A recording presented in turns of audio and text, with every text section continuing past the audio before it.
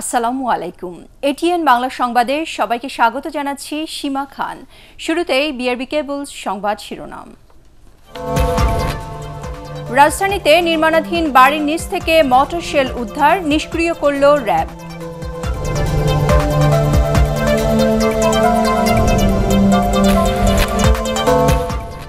$10 কোটি টাকার সোনা উদ্ধার, বিমানের অসহযোগিতায় চোরাচালান ঠেকানো যাচ্ছে না, শুল্ক গোয়েন্দাদের অভিযোগ।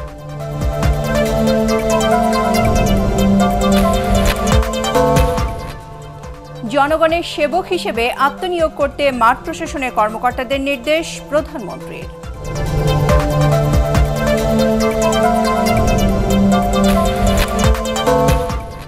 ক্লিনফিটবিহীন চ্যানেল চালাতে আর সময় দেওয়া হবে না, কঠোর অবস্থানে তথ্যমন্ত্রী, অভিনন্দন চলচ্চিত্র ও নাট্যশিল্পীদের।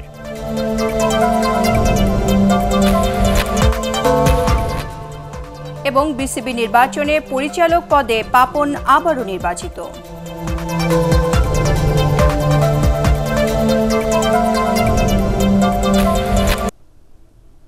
শুনছিলেন বিআরবি কেবলস সংবাদ শিরোনাম। এবারে জানাবো বিস্তারিত সংবাদ। রাজধানীর মিরপুর চিড়িয়াখানা সড়কের পাশের একটি নির্মাণাধীন বাড়ির মাটির নিচ থেকে মর্টার শেল উদ্ধার করেছে র্যাব। উদ্ধার হওয়া মর্টার শেলটি সক্রিয় ছিল। 60 মিলিমিটার আয়তনে মর্টার শেলটি বিস্ফোরিত হলে 35 মিটার পর্যন্ত ক্ষয়ক্ষতি হতে পারত। র্যাবের বোম ডিসপোজাল ইউনিটের সদস্যরা মর্টার শেলটি নিষ্ক্রিয় করে। রিপোর্ট করছেন মাহমুদুর রহমান। মিরপুর চিড়িয়াখানা রোডের এই নির্মাণাধীন বাসার খনন কাজ করার সময় মঙ্গলবার বোমা সদৃশ বস্তু দেখতে পায় স্থানীয়রা। প্রথমে তারা বিষয়টি র্যাব 4-এর গোয়েন্দাদের জানায়। খবর পেয়ে র্যাবের বোম ডিসপোজাল ইউনিটের সদস্যরা এলাকাটি ঘিরে ফেলে। দুর্ঘটনা এড়াতে আশপাশের লোকজনকেও সরিয়ে নেওয়া হয়। পরে মাটি খুঁড়ে উদ্ধার করা হয় সক্রিয় একটি মর্টার শেল। উদ্ধার হওয়া মর্টার শেলটি সক্রিয় ছিল। এটি বিস্ফোরিত হলে বড় ধরনের ক্ষয়ক্ষতি হতো বলে জানিয়েছে র্যাব। এটা বিস্ফোরণ হলে এটার লিথাল রেডিয়াস হচ্ছে 35 মিটার। এটার চারিদিকে 35 মিটার পর্যন্ত এলাকায় কোনো ব্যক্তি থাকলে তার জীবননাশের হুমকি রয়েছে। উদ্ধার হওয়া মর্টার শেলটি র্যাবের বোম ডিসপোজাল ইউনিটের সদস্যরা নিরাপদ স্থানে নিয়ে নিষ্ক্রিয় করে। শেলটির গায়ে ময়লা ও জং ধরে থাকার কারণে এটি কোথায় তৈরি হয়েছে তা জানা সম্ভব হয়নি। তবে শেলটি অনেক পুরনো। ওই বমটি 60 মিলিমিটার মর্টার বম ছিল এবং সেটা এখনও ব্যবহার উপযোগী রয়েছে। তবে কত সালের তৈরি এবং কোন দেশে তৈরি এটা পেইন্টিং না থাকায় বোঝা যাচ্ছে না। র্যাবের এই কর্মকর্তা আরও জানান, আধুনিক যন্ত্র দিয়ে খনন করা জায়গা ছাড়াও আশপাশে অনুসন্ধান করে আর কোনো শেলের সন্ধান পাওয়া যায়নি। মাহমুদুর রহমান, এটিএন বাংলা, ঢাকা। বিমান বাংলাদেশ এয়ারলাইন্স কর্তৃপক্ষের অসহযোগিতার কারণে সোনা চোরাচালান রোধ করা সম্ভব হচ্ছে না বলে জানিয়েছেন কাস্টমস গোয়েন্দা ও তদন্ত অধিদপ্তরের মহাপরিচালক ডক্টর আব্দুর রউফ। মঙ্গলবার দুবাই থেকে আসা বিমানের একটি ফ্লাইটের টয়লেট থেকে 10 কোটি টাকা মূল্যের 14 কেজি সোনা উদ্ধার নিয়ে সংবাদ ব্রিফিংয়ে এ অভিযোগ করেন তিনি। সোনা চোরাচালানের ঘটনায় বেশিরভাগ সময়ে বিমানে অভিযান চালানো যায় না বলে চোরা কারবারিরা এই সুযোগ নিচ্ছে বলে অভিযোগ করেন তিনি। জিএম তসলিমের রিপোর্ট। স্বর্ণের বড় চালান দুবাই থেকে ঢাকায় আসছে এমন গোয়েন্দা তথ্যের ভিত্তিতে হযরত শাহজালাল আন্তর্জাতিক বিমানবন্দরে সতর্ক অবস্থান নেয় শুল্ক গোয়েন্দারা। মঙ্গলবার বিকেলে দুবাই থেকে ঢাকাগামী বিমান বাংলাদেশ এয়ারলাইন্সের ফ্লাইটটি তল্লাশি করে বিমানের 2টি টয়লেটের ভেতরে চেম্বারে লুকানো 6 বান্ডিল স্বর্ণ উদ্ধার করে কাস্টমস ও গোয়েন্দারা। সেখানে পাওয়া যায় 120টি স্বর্ণের বার। 2টা টয়লেটের একটা টয়লেটের ওই টয়লেটের টিস্যু ইউজ করে যে চেম্বারের মধ্যে ফেলে দেয়, ওই একটা চেম্বারের ভিতরে ছিল 3টে প্যাকেট। আর আরেকটা টয়লেটের ওই চেম্বারের নিচে আরেকটা চেম্বার আছে, ওই চেম্বারের ভিতরে ছিল 3টা প্যাকেট, 6টা প্যাকেট স্কচ টেপ দিয়ে মোড়ানো ছিল। পরিত্যক্ত অবস্থায় বিপুল এই স্বর্ণ উদ্ধারের ঘটনায় কাউকেই আটক করতে পারেনি কাস্টমস গোয়েন্দা ও তদন্ত অধিদপ্তর। সংস্থার মহাপরিচালকের দাবি, দীর্ঘদিন লকডাউন থাকার কারণে সাম্প্রতিক সময়ে বেড়ে গেছে স্বর্ণ চোরাচালান। এক্ষেত্রে বিমান কর্তৃপক্ষ সহযোগিতা না করায় অপরাধীদের গ্রেফতার করা সম্ভব হচ্ছে না বলে জানান তিনি। আমরা অনুরোধ করেছিলাম যে কয়েকটা সেন্সিটিভ প্লেস একটু আমাদেরকে খুলে দিতে, তো তারা দেয়নি। তারা বলে টেকনিশিয়ান নাই, চিঠি লিখতে হবে, আমাদেরকে চিঠি লেখেন। তো এই সমস্ত তো করতে গেলে তো দিনের পর দিন লেগে যাবে আর কি। হ্যাঁ, সংবাদ সম্মেলনে তিনি আরও জানান, বিমানের সংশ্লিষ্ট কর্মকর্তাদের গ্রেফতার করা সম্ভব হলে স্বর্ণ চোরাচালান সম্পর্কে আরও ব্যাপক তথ্য পাওয়া সম্ভব হতো। বিমান জব্দ করে যদি আমরা ক্রু সহ সব ক্রু অ্যারেস্ট করতে পারতাম তাহলে মনে হয় সেটা মনে হয় ভালোই হতো। বিমান তো ধরেন একটা সরকারি সংস্থা, আর বিমান তো প্যাসেঞ্জার তারা আনা নেওয়া করে। তো প্যাসেঞ্জার আনা নেওয়াতে আবার যদি কোনো অসুবিধা হয়ে যায় সেটাও তো একটা জাতীয় সমস্যা তৈরি হতে পারে। স্বর্ণ চোরাচালানের এই ঘটনায় মামলা দায়ের করেছে কর্তৃপক্ষ। GM Taslim, ATN Bangla, Dhaka. মজুদ কম ও আমদানির অজুহাতে পেঁয়াজের বাজার চড়া। এক সপ্তাহের ব্যবধানে ৩০ টাকা বেড়ে রাজধানী খুচরা বাজারে কেজি প্রতি দেশি পেঁয়াজ বিক্রি হচ্ছে ৭৫ টাকা দরে। দাম সহনীয় রাখতে সারা দেশে বাজার মনিটরিং ব্যবস্থা জোরদার করেছে ভোক্তা সংরক্ষণ অধিদপ্তর। জেলা পর্যায়ে উৎপাদক, পাইকার ও হিমাগার সহ বাজার সংশ্লিষ্টদের নিয়ে ধারাবাহিক বৈঠক করছে তারা। শারফুল আলমের রিপোর্ট।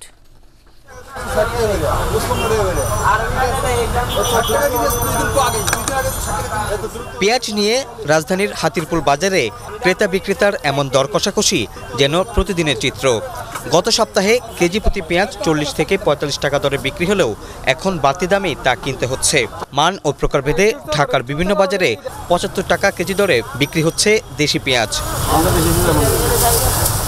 শুক্রবারে পেঁয়াজ নিয়েছি আমরা তাই ৪৫ টাকা কেজি, আর আজকে হলো পেঁয়াজ ৭২ টাকা কেজি। কারণটা কি? এভাবে যদি আমরা বাড়াতে থাকি তো কাস্টমার কিনবো না আমরা কিনতে পারবো? দাম বেড়ে যাওয়ায় ভোক্তার পাশাপাশি খুচরা বিক্রেতারাও কম পরিমাণে পেঁয়াজ কিনছেন।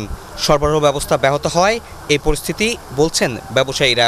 এলসি তো বন্ধ, যার জন্য দেশি পেঁয়াজটা একটু চাপ বেশি পড়ছে দেশি পেঁয়াজের উপরে। আমি সকালে আনছি ৭০ টাকা কেজি পাইকারি, আর ৭৫ টাকা কেজি বিক্রি করতেছি। কিছুটা কমে পাইকারি বাজারে ৬২ থেকে ৬৮ টাকা কেজি দরে দেশি পেঁয়াজ বিক্রি হচ্ছে, আর আমদানি করা পেঁয়াজের দাম রাখা হচ্ছে ৫৫ থেকে ৭৫ টাকা। এখন পেঁয়াজ শর্ট, ওই জন্য আর কি হুট করে দাম বেড়ে গেছে ২০ টাকা ৩০ টাকা। ৩টা জায়গায় একটা পাওয়া যায়, জন্য দামটা একটু বৃদ্ধি পাইছে। দেশি পেঁয়াজের মৌসুম শেষ হয়ে আসায় দাম বাড়ছে। দাম সহনীয় করতে সারা দেশে কাজ শুরু করেছে ভোক্তা অধিকার সংরক্ষণ অধিদপ্তর। সোনা মসজিদ দিয়েই পেঁয়াজ আগে যে রেটে আসতো, হিলি দিয়ে যে রেটে আসতো, এখন তার চেয়ে বেশি দাম হয়েছে। তো সেখানেও আমরা আমাদের অফিসার পাঠাচ্ছি। ঘটনাটা কি, পেঁয়াজের দাম ঊর্ধ্বমুখী, তখন আমাদের কিন্তু মনিটরিংটা আমরা স্পেশালি নিবিড় করেছি। প্রয়োজনের অতিরিক্ত পেঁয়াজ না কেনার পরামর্শ দিয়েছেন বাজার বিশ্লেষকরা। নতুন পেঁয়াজ বাজারে আসলে দাম সহনীয় পর্যায়ে চলে আসবে বলেও জানান তারা। শারফুল আলম, ATN বাংলা, ঢাকা। চলতি মাসে বিশ্ববিদ্যালয়গুলো খুলে দেওয়ার সিদ্ধান্ত হলেও সব শিক্ষার্থীকে টিকার আওতায় আনা নিয়ে দেখা দিয়েছে সংশয়। কয়েক মাস ধরে রেজিস্ট্রেশন করা হলেও এখনও টিকার SMS পাননি বহু শিক্ষার্থী। এ অবস্থায় শিক্ষা কার্যক্রমে কিভাবে শিক্ষার্থীরা অংশ নেবেন এ নিয়ে অনিশ্চয়তায় তারা। তবে স্বাস্থ্য অধিদপ্তর বলছে শিগগিরই কাটবে এই সংকট। ইমদাদুল্লাহ বাবুর রিপোর্ট। রাজধানীর একটি বেসরকারি বিশ্ববিদ্যালয়ের শিক্ষার্থী তন্দ্রা প্রায় ১.৫ মাস আগে করোনা টিকার জন্য নিবন্ধন করেছেন তিনি, কিন্তু এখনো পাননি SMS। ইউনিভার্সিটি থেকে আমাদের রেজিস্ট্রেশনের জন্য বলা হয়েছে, আমরা রেজিস্ট্রেশন করছি, এখন পর্যন্ত কোনো মেসেজ আসে নাই। আমরা তো বের হচ্ছি প্রতিদিনই, তো টিকা দেওয়াটা তো জরুরি। আরও বহু শিক্ষার্থী টিকার জন্য রেজিস্ট্রেশন করে বসে আছেন। প্রথম ডোজ নেওয়া ছাড়া শিক্ষা কার্যক্রমে অংশ নেওয়া যাবে না বলে জানিয়েছে বিশ্ববিদ্যালয় কর্তৃপক্ষ। ইউনিভার্সিটি খোলার নির্দেশনা দিয়েছে, এক ডোজও মানে ভ্যাকসিন না নিতে পারলে আমরা হলেও ঢুকতে পারবো না, ইভেন লেখাপড়ার জন্য লাইব্রেরিতেও ঢুকতে পারবো না। আমার ভার্সিটিতে ক্লাস শুরু হয়ে যাবে, এই জন্য আমার টিকাটা খুব আর্জেন্টলি দরকার। স্বাস্থ্য অধিদপ্তরের হিসেব মতে NID দিয়ে প্রায় ৫ কোটি এবং পাসপোর্ট দিয়ে ৬.৫ লাখ মানুষ নিবন্ধন করেছেন। এদের মধ্যে ৩ কোটি ৩০ লাখেরও বেশি মানুষ নিয়েছেন প্রথম ডোজ এবং ১ কোটি ৭০ লাখ নিয়েছেন দ্বিতীয় ডোজ। হাতে আছে ১ কোটির কিছু বেশি টিকা। বিশ্ববিদ্যালয়গুলো খুলতে যাচ্ছে, এটা খুশির খবর। তবে যেভাবে তাদের সুরক্ষিত করে পাঠানো যেত সেইটা পুরোপুরি সফল হলো না। বিশ্ববিদ্যালয় শিক্ষক শিক্ষার্থী তাদের মধ্যে যারা বাদ আছে তাদের দ্রুত টিকাটা দিয়ে ফেলা দরকার। স্বাস্থ্য বিভাগের টিকা কর্মসূচির পরিচালক ডাক্তার শামসুল হক জানান, যারা SMS পাননি তাদের ক্যাম্পেইনের মাধ্যমে টিকা দেয়া হচ্ছে। এক্ষেত্রে শিক্ষার্থীদের রয়েছে অগ্রাধিকার। তবে ঢাকায় ক্যাম্পেইনে মিলছে না তেমন সাড়া। যেসব কেন্দ্রে বেশি রেজিস্ট্রেশন হয়েছে সেখানে দেরি হবে, এই জন্য তো আমরা ক্যাম্পেইন করে অনেকটা কমায় দিছি। এখন ঢাকার লোকজন ক্যাম্পেইন করলে আসে না, তারা ফাইজার খুঁজতেছে। টিকার যোগান বাড়লে এই সমস্যা কেটে যাবে বলেও আশ্বস্ত করেছে স্বাস্থ্য বিভাগ। ইমদাদুল্লাহ বাবু, ATN বাংলা, ঢাকা। বঙ্গভবনে গিয়ে রাষ্ট্রপতি আব্দুল হামিদের সাথে দেখা করেছেন প্রধানমন্ত্রী শেখ হাসিনা। সন্ধ্যায় সৌজন্য সাক্ষাৎকালে প্রধানমন্ত্রী সম্প্রতি তার জাতিসংঘ সাধারণ পরিষদের ৭৬তম অধিবেশনে যোগদান সহ যুক্তরাষ্ট্র সফরের বিভিন্ন বিষয়ে রাষ্ট্রপতিকে অবহিত করেন।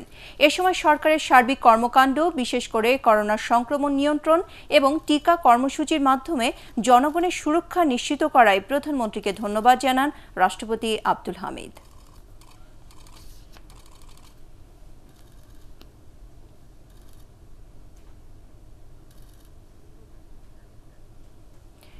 জনগণের সেবক হিসেবে আত্মনিয়োগ করতে মাঠ প্রশাসনের কর্মকর্তাদের নির্দেশ দিয়েছেন প্রধানমন্ত্রী শেখ হাসিনা। ১১৯ ও ১২০তম আইন ও প্রশাসন কোর্সের সমাপনীতে তিনি বলেন, আইনের যথাযথ প্রয়োগের মাধ্যমে ন্যায় বিচার নিশ্চিত করতে হবে। আপেল মাহমুদের রিপোর্ট। দক্ষ ও জনমুখী প্রশাসন গড়ে তুলতে ৫ মাস ব্যাপী ১১৯ ও ১২০তম আইন ও প্রশাসন কোর্সের প্রশিক্ষণে অংশ নেন ৭৮ জন কর্মকর্তা। বিসিএস প্রশাসন একাডেমিতে কোর্সের সমাপনী ও সনদ বিতরণ অনুষ্ঠানে গণভবন থেকে ভিডিও কনফারেন্সে যুক্ত হন প্রধানমন্ত্রী শেখ হাসিনা। প্রধানমন্ত্রীর পক্ষে কর্মকর্তাদের সনদ তুলে দেন জনপ্রশাসন প্রতিমন্ত্রী।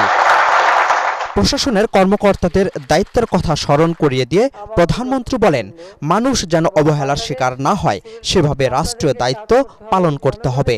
আসলে মূল চালিকা শক্তি হচ্ছে এই মাঠ প্রশাসন।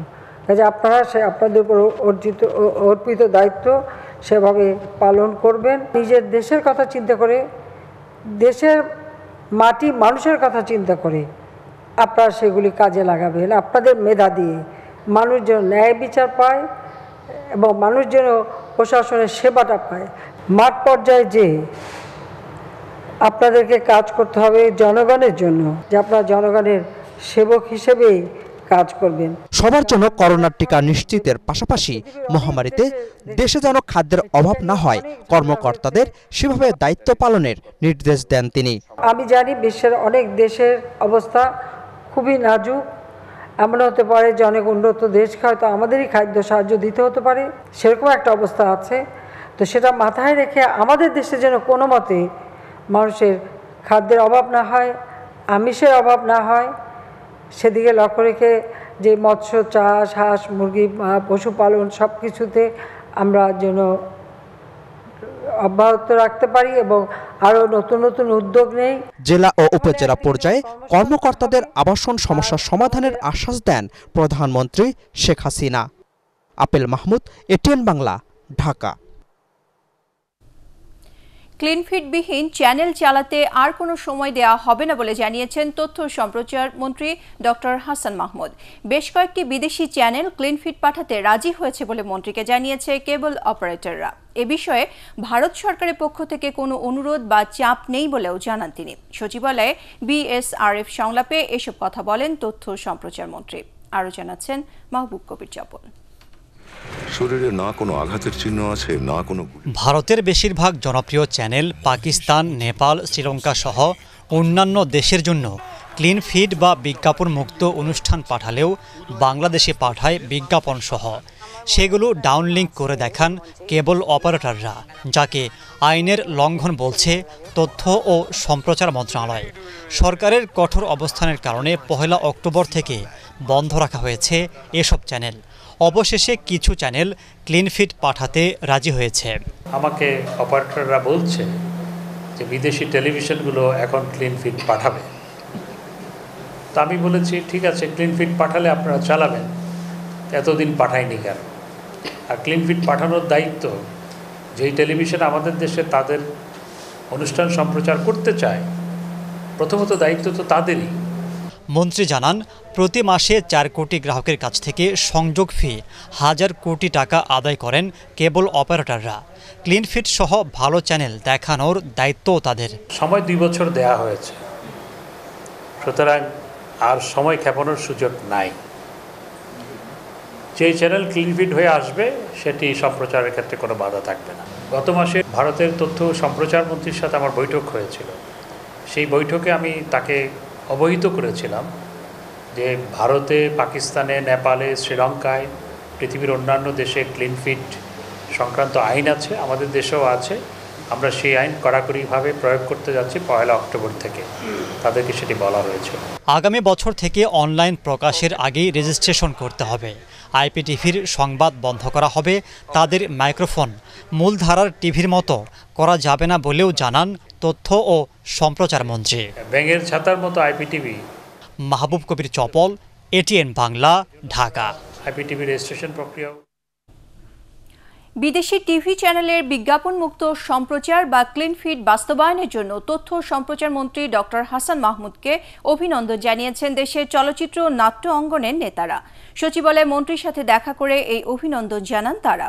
প্রতিমন্ত্রী ডাক্তার মুরাদ হাসান, চলচ্চিত্র পরিচালক সমিতির সভাপতি সোহানুর রহমান সোহান, চলচ্চিত্র শিল্পী সমিতির সভাপতি মিশা সওদাগর ও সাধারণ সম্পাদক জায়েদ খান, চিত্রনায়ক রুবেল ডিপজল, ডিরেক্টর্স গিল্ড সভাপতি সালাউদ্দিন লাবলু এ সময় উপস্থিত ছিলেন। যুক্তরাষ্ট্র প্রবাসী সাংবাদিক কনক সার্ভারের বোন নুসরাত শাহরিন রাকাকে ডিজিটাল নিরাপত্তা ও মাদকদ্রব্য আইনে 2 মামলায় 5 দিনের রিমান্ড মঞ্জুর করেছে আদালত। মঙ্গলবার রাতে তাকে উত্তরা পশ্চিম থানা এলাকা থেকে গ্রেপ্তার করে র্যাব। এ সময় তার হেফাজত থেকে রাষ্ট্রবিরোধী কন্টেন্ট সহ একটি মোবাইল, পাসপোর্ট ও অত্যাধুনিক মাদক আইস উদ্ধার করা হয়। ডিজিটাল নিরাপত্তা আইন এবং মাদকদ্রব্য নিয়ন্ত্রণ আইনে রাজধানী উত্তরা পশ্চিম থানায় মামলা দুটি করেন র্যাবের ডিএডি জাকিরুল ইসলাম। অবৈধ জন্ম ও মৃত্যু নিবন্ধন বন্ধ করতে সংশ্লিষ্ট সরকারি কর্মকর্তা ও কর্মচারীদের সতর্ক হওয়ার নির্দেশ দিয়েছেন স্থানীয় সরকার, পল্লী উন্নয়ন ও সমবায় মন্ত্রী এম তাজুল ইসলাম। দুপুরে রাজধানী কাকরাইলে জনস্বাস্থ্য প্রকৌশল অধিদপ্তরের জাতীয় জন্ম মৃত্যু নিবন্ধন দিবসের আলোচনায় তিনি এ নির্দেশনা দেন।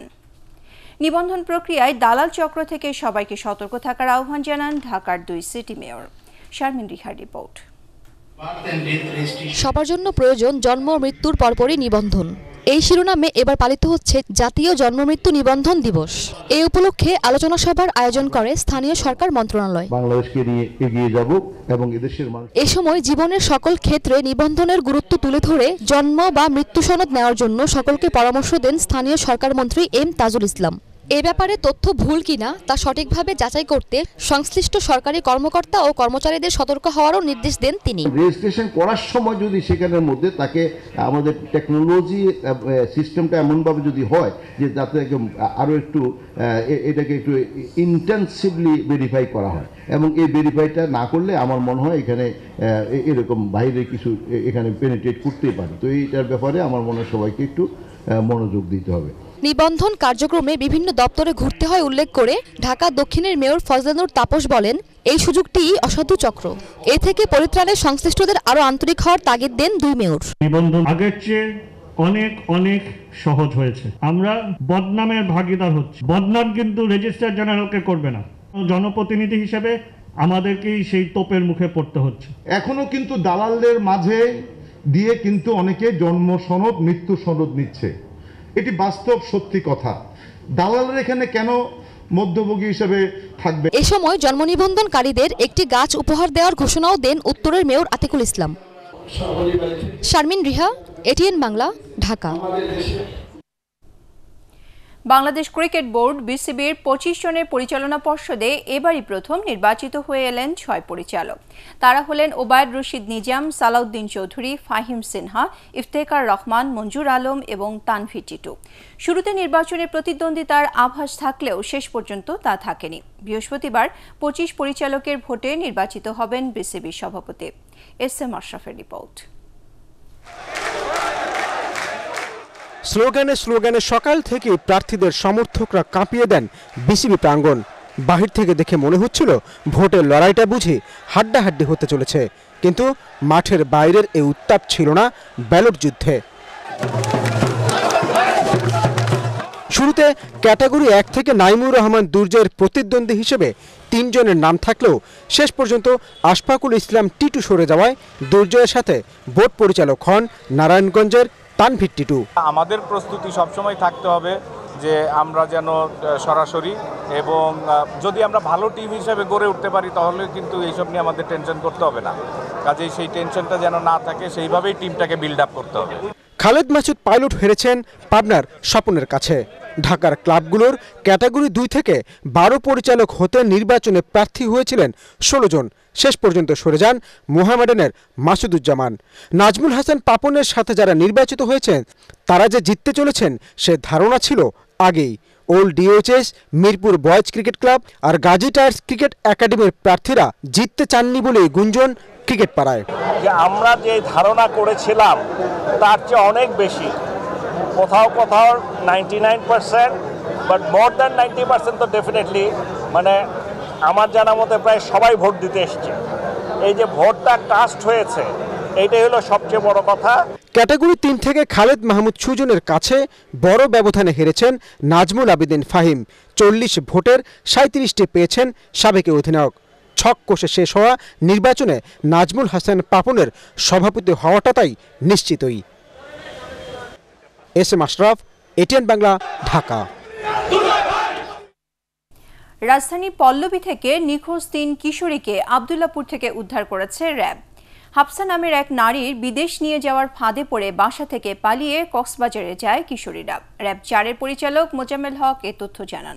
তবে হাফসার পরিচয় এখনো পাওয়া যায়নি। মনির হোসেন তপুর রিপোর্ট। কলেজ শিক্ষার্থী ইসনেহা আক্তার, জান্নাত নিশা ও কানিজ ফাতেমার সাথে সামাজিক যোগাযোগ মাধ্যম ফেসবুকে পরিচয় হয় হাফসা নামের এক নারীর। জাপান নিয়ে যাওয়ার কথা বলে ওই 3 কিশোরীকে উদ্বুদ্ধ করে হাফসা। পরে তার নির্দেশে গত 30 সেপ্টেম্বর নগদ টাকা, স্বর্ণালংকার ও সার্টিফিকেট নিয়ে বাসা থেকে পালিয়ে যায় স্নেহা, নিশা ও কানিজ। পরিকল্পনা অনুযায়ী তাদের ব্যবহৃত মোবাইল সিম নষ্ট করে কুমিল্লায় যায় তারা। সেখানে হাফসার পরিচিত এক ব্যক্তি তাদেরকে নতুন মোবাইল সরবরাহ করে। পরে পোশাক পরিবর্তন ও চুল কেটে চলে যায় চট্টগ্রামে। পরবর্তীতে কক্সবাজারে সিশাইন হোটেলে ভুয়া পরিচয় দিয়ে উঠে তারা। এক পর্যায়ে তাদের কাছ থেকে স্বর্ণালংকার ছিনিয়ে নেয় হাফসার পরিচিত আসিফ ও শফিক নামের 2 ব্যক্তি। পরে ঢাকায় ফেরার পর গোয়েন্দা তথ্যের ভিত্তিতে ওই 3 কিশোরীকে উদ্ধার করে র্যাব 4। ফেসবুকে কানেক্টিভিটির এক পর্যায়ে এই হাফসা তাদেরকে বোঝাতে সক্ষম হয় যে উন্নত জীবন যাপন করতে হলে তাদেরকে জাপান যেতে হবে। যার কোনো ভিজিবল আইডেন্টিটি নাই, যার কোনো ছবি নাই, যার মোবাইল নাম্বার নাই, এরকম একটা অলিক কল্পনাপ্রসূত জায়গায় তারা গিয়ে প্রতারিত হয়ে তারা ফেরত আসছে। এই কর্মকর্তা আরও জানান, ওই 3 কিশোরীর সাথে রাজধানী দিয়াবাড়িতে হাফসার সাথে দেখা হয়। সেই সময় উপস্থিত ছিল তাদের বন্ধু তরিকুল। ওই একই গোষ্ঠীর দ্বারা প্রভাবিত হয়ে কলাতলি সি বিচে যায় এবং সেখানে আসিফ এবং শফিক নামক 2 জন ব্যক্তি তাদের কাছ থেকে টাকা পয়সা এবং সোনাদানা কেড়ে নেয় এবং তখন ভয় পেয়ে তারা হোটেলে ফেরত আসে এবং পরের দিন হোটেলের চারদিকে র্যাবের উপস্থিতি বুঝতে পেরে তারা বাস যোগে ঢাকার পথে চলে আসে এবং ঢাকায় আসার পরে আমরা তাদেরকে আমাদের হেফাজতে নিয়ে আসি। এই চক্রের মূল পরিকল্পনাকারী হাফসা সহ সবাইকে আইনের আওতায় আনার জন্য গোয়েন্দা তৎপরতা অব্যাহত রেখেছে র্যাব। মনির হোসেন তপু, এটিএন বাংলা, ঢাকা। দুর্গাপূজা উপলক্ষে প্রতিটি পূজা উদযাপন কমিটির নেতৃবৃন্দের সাথে মতবিনিময় করেছেন গাজীপুর সিটি কর্পোরেশনের mayor advocate Mohammad Jahangir Alam. City corporation মিলনায়তনে এ সময় মহানগরের সকল পূজা মণ্ডপের নিরাপত্তা নিশ্চিত করা সহ সার্বিক সহযোগিতার আশ্বাস দেন মেয়র। পরে তিনি গাজীপুর মহানগরের 144টি পূজা মণ্ডপের প্রতিটিতে 30,000 টাকা করে নগদ অর্থ সহায়তা দেন। কিন্তু অন্যায় করা যাবে। আপনারা মন্দির আপনারা করেন, যে কোনো কাজের জন্য যা আছে আমি চেষ্টা করব, কারণ যে এখানে 240 কোটি টাকা মাইনাস ছিল আল্লাহ দিলে সেখানে আবার 21,000 কোটি টাকার বাজেট দিয়েছি। যদি কাজগুলো করতে পারি তাহলে সমাজের মানুষের একটা ভাগ্যের পরিবর্তন হবে। ৩৭৬ কোটি টাকা ব্যয়ে নির্মিত রাজবাড়ী শহর রক্ষা বাঁধের কাজে কোনো অনিয়ম হলে ব্যবস্থা নেওয়া হবে বলে জানিয়েছেন পানি সম্পদ প্রতিমন্ত্রী অবসরপ্রাপ্ত কর্নেল জাহিদ ফারুক শামীম। নদী ভাঙন এলাকা থেকে অবৈধভাবে বালু উত্তোলন বন্ধে প্রশাসনকে কঠোর ব্যবস্থা নেওয়ার নির্দেশ দেন তিনি। রাজবাড়ী সদর ও গোয়ালন্দ উপজেলার নদী ভাঙন এলাকা ঘুরে দেখেন পানি সম্পদ প্রতিমন্ত্রী। এ সময় স্থানীয় সংসদ সদস্য কাজী কেরামত আলী অন্যান্যের মধ্যে উপস্থিত ছিলেন। বিশ্ব শিশু দিবস ও শিশু অধিকার সপ্তাহ পালন করছে জাতীয় প্রতিবন্ধী ফোরাম ও জাতীয় প্রতিবন্ধী ক্রীড়া সমিতি। এ উপলক্ষে রাজধানী শিশু একাডেমি মিলনায়তনে আলোচনা সভা ও সাংস্কৃতিক অনুষ্ঠানের আয়োজন করে সংগঠন দুটি। এতে সভাপতিত্ব করেন ফোরামের সভাপতি অ্যাডভোকেট দিলীপ কুমার ঘোষ। ফোরাম ও সমিতির মহাসচিব ডক্টর সেলিনা আক্তার আলোচনায় অংশ নেন। পরে সাংস্কৃতিক পরিবেশনা করে প্রতিবন্ধী শিশুরা। শিশু অধিকার সুরক্ষা, উন্নয়ন ও বিকাশে 4 থেকে 10 অক্টোবর পর্যন্ত পালিত হচ্ছে শিশু অধিকার সপ্তাহ। এবারে আল আরাফা ইসলামী ব্যাংক অর্থ সংবাদ।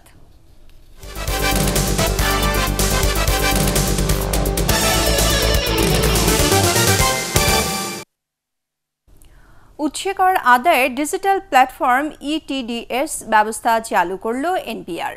এ উপলক্ষে রাজধানী কাকরাইলে জাতীয় রাজস্ব বোর্ড কার্যালয়ে আয়োজিত অনুষ্ঠানে এনবিআর চেয়ারম্যান আবু হেনা মোহাম্মদ রহমাতুল মুনিম বলেন, ডিজিটালাইজেশনের কারণে এখন থেকে রাজস্ব আদায় বাড়ার পাশাপাশি স্বচ্ছতা ও গতি বাড়বে। এ সময় মহা হিসাব নিরীক্ষক ও নিয়ন্ত্রক মুসলিম চৌধুরী বলেন, রাজস্ব বোর্ড অটোমেশনের কারণে এখন থেকে উৎসে করদাতারা স্বল্প সময়ে কোনো ঝামেলা ছাড়া কর দিতে পারবেন। কাস্টমস এবং ভ্যাট, ইনকাম ট্যাক্স 3 সেক্টরেই যে অটোমেশনের একটা ফ্লো তৈরি হয়েছে। ডিএস সিস্টেমটা এই অর্থ কালেকশনের ক্ষেত্রে স্বচ্ছতা আনবে, একটা গতি আনবে। আমাদের কর বিভাগে এখনো রিফান্ডের প্র্যাকটিসটা ভালোভাবে নাই। রিফান্ডের প্র্যাকটিসটা আনতে হবে, তাহলে করদাতাদের আস্থা আরও বৃদ্ধি পাবে। শরীয়তপুরে জাজিরায় সৌর বিদ্যুৎ কেন্দ্র নির্মাণে কোরিয়ান কোম্পানি কুমসং ইলেকট্রিক পাওয়ার কর্পোরেশনের সাথে চুক্তি করেছে মেগা 8 হোল্ডিং কোম্পানি লিমিটেড। রাজধানী একটি হোটেলে এই চুক্তিতে সই করেন মেগা 8 এর ব্যবস্থাপনা পরিচালক বিরাজ রাজ এবং কুমসং এর এমডি ইয়ং চল কিম। তারা জানান, 200 মেগাওয়াট উৎপাদন ক্ষমতার সৌর বিদ্যুৎ কেন্দ্র নির্মাণে প্রায় $4 বিলিয়ন বিনিয়োগ করবে কোরিয়ান কোম্পানি। টেকসই উন্নয়ন লক্ষ্যমাত্রা অর্জনে সরকারের পাশাপাশি কর্মসংস্থান তৈরি করা মেগা 8 এর উদ্দেশ্য বলে জানান প্রতিষ্ঠানটির ব্যবস্থাপনা পরিচালক।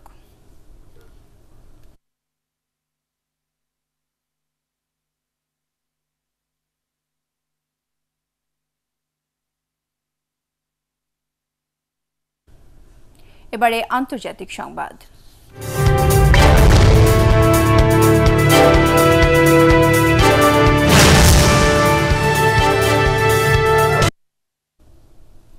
চীনা যুদ্ধ বিমানের আকাশ সীমা লঙ্ঘনে যে কোনো সময় দুর্ঘটনা ঘটতে পারে বলে সতর্ক করেছেন তাইওয়ানের প্রতিরক্ষা মন্ত্রী চিউ কু চেং। দেশের সার্বভৌমত্ব রক্ষায় ক্ষেপণাস্ত্র ও যুদ্ধ জাহাজ তৈরির জন্য পার্লামেন্টারি কমিটির কাছে তহবিল চেয়ে বক্তব্য দেওয়ার সময় এই সতর্কতা জারি করেন তিনি। চেং জানান, 2025 সাল নাগাদ তাইওয়ানে পুরোদমে আগ্রাসন চালানোর প্রস্তুতি নিচ্ছে বেইজিং। তাইওয়ান নিজেকে স্বাধীন সার্বভৌম দেশ বলে মনে করলেও চীন একে মূল ভূখণ্ড থেকে বিচ্ছিন্ন হওয়া অংশ বলে মনে করে। গত টানা 4 দিন ওই দ্বীপ রাষ্ট্রটির আকাশসীমায় যুদ্ধবিমান পাঠায় বেইজিং। এ অবস্থায় চীনা প্রেসিডেন্ট শি জিনপিং ফোন করেন মার্কিন প্রেসিডেন্ট জো বাইডেনকে। অনুরোধ জানান তাইওয়ান চুক্তি মেনে চলার। বিধায়ক হিসেবে আগামীকাল শপথ নেবেন ভারতের পশ্চিমবঙ্গের মুখ্যমন্ত্রী মমতা ব্যানার্জি। তার সাথেই শপথ নেবেন নবনির্বাচিত আরও 2 বিধায়ক জাকির হোসেন ও আমিরুল ইসলাম। বিধানসভায় হতে যাওয়া শপথ অনুষ্ঠানে পশ্চিমবঙ্গের রাজ্যপাল জগদীপ ধনখড়কে আমন্ত্রণ জানানো হয়েছে। গত রোববার রেকর্ড গড়ে ভবানীপুর আসনের উপনির্বাচনে বিজয়ী হন মমতা ব্যানার্জি। এবছর বিধানসভা নির্বাচনে সংখ্যাগরিষ্ঠতা নিয়ে তৃণমূল কংগ্রেস সরকার গঠন করলেও নন্দীগ্রামে বিজেপির শুভেন্দু অধিকারীর কাছে অল্প ব্যবধানে হেরে যান মমতা ব্যানার্জি। মুখ্যমন্ত্রীর পদ টিকিয়ে রাখতে উপনির্বাচনে জয়ের বিকল্প ছিল না তার। ভবানীপুরে বিজয়ী হয়ে সেই শর্ত পূরণ করেছেন মমতা ব্যানার্জি। এটিএন বাংলার এফডিসি স্টুডিওতে ফেস অফ এশিয়া 2021-এর সেমিফাইনালের জন্য প্রতিযোগীদের গ্রুমিং চলছে। প্রতি বছরের মতো এবারও 14 থেকে 16 ডিসেম্বর এশিয়ার বিভিন্ন দেশের অংশগ্রহণে দক্ষিণ কোরিয়ায় অনুষ্ঠিত হবে ফেস অব এশিয়া 2021-এর চূড়ান্ত পর্ব। এই প্রতিযোগিতায় বাংলাদেশ থেকে মোট 6 জন প্রতিযোগী অংশ নেবেন। এরই ধারাবাহিকতায় কোয়ার্টার ফাইনালের জন্য 40 জনকে নিয়ে চলছে গ্রুমিং। আগামী 10 অক্টোবর বাংলাদেশের প্রতিযোগিতার সেমিফাইনাল এবং 13 ডিসেম্বর হোটেল লা মেরিডিয়ানে ফাইনাল রাউন্ড অনুষ্ঠিত হবে বলে জানিয়েছেন আয়োজকরা। আমরা বাংলাদেশের 3 জন ছেলে এবং 3 জন মেয়েকে বেছে নিব, যাদেরকে আমরা ডিসেম্বরের 14 থেকে 16 তারিখ এই 4 দিন ব্যাপী কোরিয়াতে ফাইনাল গালা অনুষ্ঠিত হবে এশিয়ার 42টা দেশ নিয়ে। সেখানে তারা 3 দিন গ্রুমিং হবে এবং শেষ দিন আমাদের ফাইনাল গালাটা সেখান থেকে হবে। এবারে সাফ ফুটবলের খবর। স্বাগতিক মালদ্বীপকে সমীহ করলেও নিজেদের জয়ের ব্যাপারে আশাবাদী বাংলাদেশ দলের কোচ অস্কার ব্রুজন। এদিকে অধিনায়ক জামাল ভুঁইয়া নিজেদের সেরা খেলা উপহার দেওয়ার কথাই জানান। মালদ্বীপের জাতীয় স্টেডিয়ামে আগামীকাল বৃহস্পতিবার বাংলাদেশ সময় রাত 10টায় শুরু হবে ম্যাচটি। পরাগারমানের রিপোর্ট। সাব ফুটবল চ্যাম্পিয়নশিপের এ পর্যায়ে এসে সবকটি ম্যাচকেই ফাইনালে যাওয়ার পথ হিসেবে দেখছে বাংলাদেশ। সুতরাং মালদ্বীপের বিপক্ষেও তাই সিরিয়াস অস্কার ব্রুজনের শিষ্যরা। মাঝমাঠের প্রহরী বিশ্বনাথ ঘোষ, রকিব হোসেনকে পাচ্ছে না বাংলাদেশ। তবে রক্ষণ নিশ্ছিদ্র করতে দলে যোগ দিচ্ছেন সুমন রেজা। বাংলাদেশের খেলার স্টাইলের সঙ্গে মালদ্বীপের অনেক মিল রয়েছে। এই ম্যাচটা ফাইনালে যাওয়ার পথে আমাদের সহায়ক হবে। আমি আগেই বলেছি, আক্রমণাত্মক ফুটবল খেলবে আমাদের দল। নিজেদের প্রথম ম্যাচে নেপালের কাছে পরাজিত হয় এই ম্যাচে বাংলাদেশকে মরণ কামড়ি দিতে চাইবে মালদ্বীপ। তবে বাংলাদেশ নিজেদের সেরা খেলা দিয়েই শ্রেষ্ঠত্ব প্রমাণ করতে চায়, কারণ এই ম্যাচের পরই পরিষ্কার হবে চলতি সাফে বাংলাদেশের ফাইনালের রোডম্যাপ। মালদ্বীপ বেশ ভালো দল, তাছাড়া নিজেদের মাঠে বরাবরই তারা ভয়ঙ্কর, সহজে জেতা যাবে না। আমরাও আমাদের সেরাটা দিয়ে তাদেরকে পরাস্ত করতে মাঠে নামব। সাফ অঞ্চলের ফুটবলে সম্প্রতি বেশ শক্তিশালী হয়ে উঠছে মালদ্বীপ। তাদের সঙ্গে 12 বারের মোকাবেলায় বাংলাদেশের জয় পরাজয় এবং ড্র 4টি করে। পরাগারমান, এটিএন বাংলা। এবারে পার্টেক্স খেলার খবর।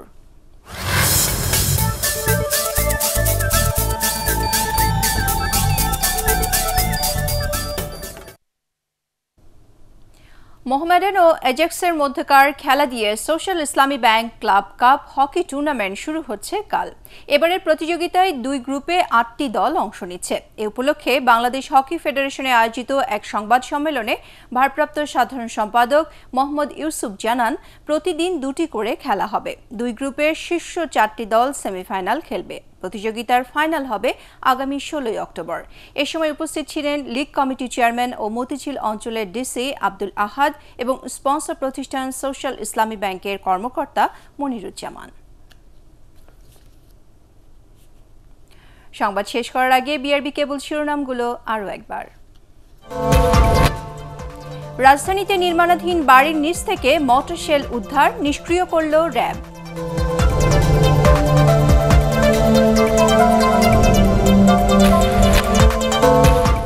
$10 কোটি টাকার সোনা উদ্ধার, বিমানের অসহযোগিতায় চোরাচালান ঠেকানো যাচ্ছে না, শুল্ক গোয়েন্দাদের অভিযোগ।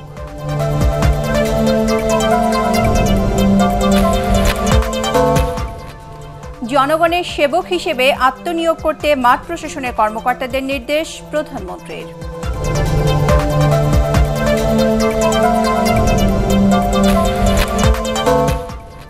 ক্লিন ফিট বিহীন চ্যানেল চালাতে আর সময় দেওয়া হবে না, কঠোর অবস্থানে তথ্যমন্ত্রী। অভিনন্দন চলচ্চিত্র ও নাট্যশিল্পীদের।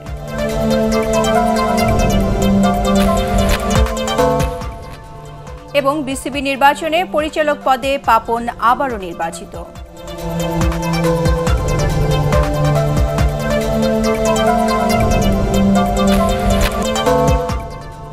পরবর্তী সংবাদ দেখার আমন্ত্রণ জানিয়ে এখনকার মতো শেষ করছি। করোনা ভাইরাস থেকে নিজেকে সুরক্ষিত রাখতে মাস্ক পরুন, বারবার হাত পরিষ্কার করুন। এটিএন বাংলা সংবাদ ইউটিউবে দেখতে ব্রাউজ করুন youtube/ATN বাংলা নিউজ। ধন্যবাদ সবাইকে।